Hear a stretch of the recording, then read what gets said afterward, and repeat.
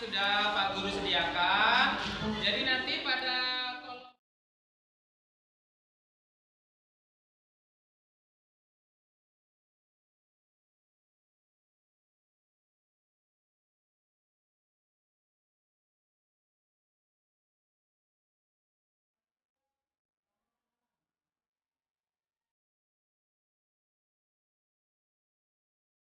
Assalamualaikum warahmatullahi wabarakatuh. Saya Ahmad Zahroni, saat ini bertugas sebagai guru seni budaya di SMP Negeri 1 Masbagi. Pada video kali ini, saya ingin menceritakan dan berbagi praktik baik yang telah saya lakukan sebagai guru mata pelajaran dengan topik asesmen, berjudul Pemanfaatan PowerPoint dan Zipgrid untuk asesmen peserta didik. SMP Negeri 1 Masbagi berlokasi di Kecamatan Masbagi, Kabupaten Lombok Timur, Provinsi Nusa Tenggara Barat. Sekolah ini memiliki ruang kelas dengan jumlah peserta kurang lebih 850 orang yang berasal dari sekolah dasar di sekitar wilayah Masbagi Selatan. Pada tahun ini merupakan tahun ketiga sekolah menerapkan kurikulum merdeka. Ada beberapa poin dalam kurikulum merdeka yang menurut saya masih belum optimal. Salah satunya adalah asesmen. Belum optimalnya pelaksanaan asesmen ini disebabkan karena masih banyak yang membuat asesmen berbasis kertas, sehingga membutuhkan waktu yang banyak untuk menyelesaikannya. Tantangan dari permasalahan ini adalah bagaimana caranya agar asesmen berjalan dengan baik dan cepat serta dapat mengurangi penggunaan kertas. Langkah pertama yang saya lakukan adalah mengidentifikasi aset sekolah yang dapat saya gunakan untuk melaksanakan asesmen. Di sekolah, ada beberapa proyektor yang berfungsi dengan baik. Ada printer yang dapat digunakan untuk mencetak soal, dan ada kertas bekas yang bagian sisi kosongnya bisa digunakan sebagai lembar asesmen. Langkah kedua adalah menyusun perangkat asesmen yang dapat memanfaatkan aset yang ada di sekolah. Saya mencoba memanfaatkan PowerPoint sebagai media untuk menampilkan asesmen kepada peserta didik, sehingga tidak perlu mencetak soal, karena soal yang sudah dibuat ditampilkan dengan bantuan proyektor. Selain itu juga, asesmen dapat diselesaikan dengan tepat waktu karena telah diatur sedemikian rupa pada aplikasi PowerPoint. Langkah ketiga adalah menyiapkan cara agar asesmen peserta didik dapat dikoreksi dengan cepat. Saya memanfaatkan aplikasi Zipgrid untuk menyelesaikan tantangan ini. Aplikasi ini memudahkan saya dalam mengoreksi hasil asesmen peserta didik, sehingga bisa mengoptimalkan waktu. Dengan aplikasi ini, saya dapat mengatur jumlah soal sesuai dengan kebutuhan. Lembar jawaban yang digunakan juga bisa saya sesuaikan. Setelah kunci jawaban dan lembar jawaban diatur pada aplikasi, kegiatan dilanjutkan dengan mencetak lembar jawaban.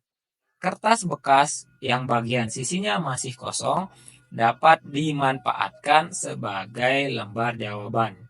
Satu lembar kertas dapat dibuat menjadi 2-4 lembar jawaban. Langkah keempat adalah menguji perangkat asesmen yang telah saya buat. Uji coba ini dilakukan untuk mengetahui apakah perangkat asesmen ini dapat dipahami dengan baik oleh peserta didik.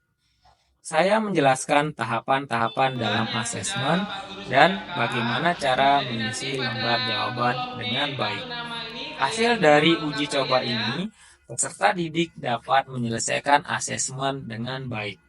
Peserta didik menjadi lebih fokus dalam menjawab soal karena tampilan pada proyektor atau tampilan pada soal berganti secara otomatis.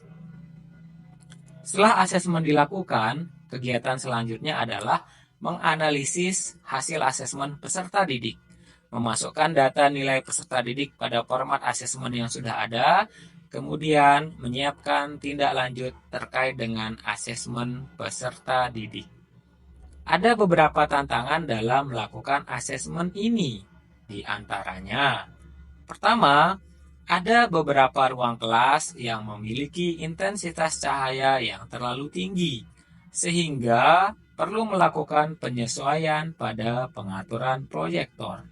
Kedua, ada beberapa kelas yang jalur listriknya rusak, sehingga perlu mencari jalur listrik lain.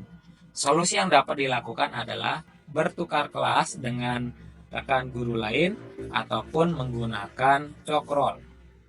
Ketiga, ada peserta didik yang memiliki gangguan penglihatan, sehingga perlu diatur tempat duduknya agar nyaman dalam melaksanakan asesmen. Keempat, ada jenis soal asesmen yang kurang tepat jika menggunakan metode ini, yaitu soal yang mengharuskan peserta didik membaca teks narasi panjang. Dan yang kelima, peserta didik tidak dapat mengulang atau kembali ke soal sebelumnya karena pada slide PowerPoint berpindah secara otomatis. Kegiatan praktik baik ini saya bagikan juga kepada rekan guru lainnya melalui komunitas belajar yang ada di sekolah. Dan berikut ini tanggapan dari rekan guru dan peserta didik. Bismillahirrahmanirrahim. Assalamualaikum warahmatullahi wabarakatuh.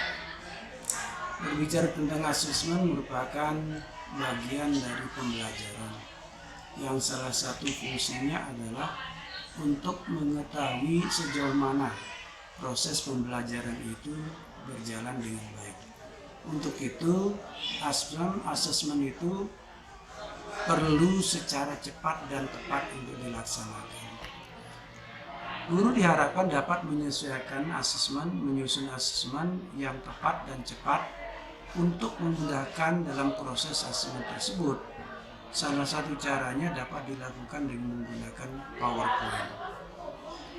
Dengan memanfaatkan PowerPoint, guru tidak perlu mencetak soal sehingga bisa menghemat kertas. Guru juga dapat mengatur waktu pada setiap soal sehingga asesmen bisa dilaksanakan dengan tepat dan cepat.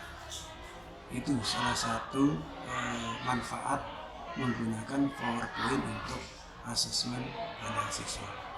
Baik itu dilakukan oleh Bapak Ibu guru dengan menggunakan asesmen awal maupun hasil pembelajaran untuk mengetahui tingkat kesiapan peserta didik dalam mengikuti pembelajaran.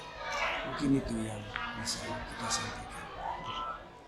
Saya melihat praktik baik pembuatan PowerPoint sebagai media untuk melaksanakan asesmen itu jelas memiliki dampak positif yang banyak, baik itu untuk guru maupun untuk para murid. Jadi para murid bisa lebih fokus dalam mengerjakan, kemudian terarah, terorganisir dan sebagainya.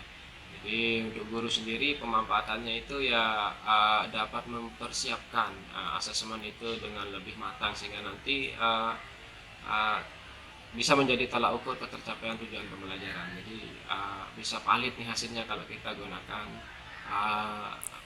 media PowerPoint ini dibandingkan kita menggunakan yang lain. Kemudian bisa jadi untuk hemat kertas dan sebagainya ya. Jadi kira-kira seperti itulah pemanfaatan yang bisa dirasakan secara langsung terhadap media PowerPoint ini.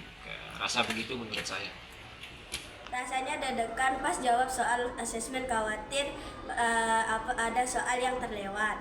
Jadi harus konsentrasi dan mengisi jawaban dengan baik. Soal-soal pada asesmen yang diberikan sama Pak Guru bisa diganti secara otomatis.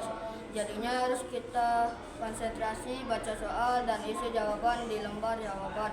Kalau tidak konsentrasi, nanti soalnya bisa terlewatkan.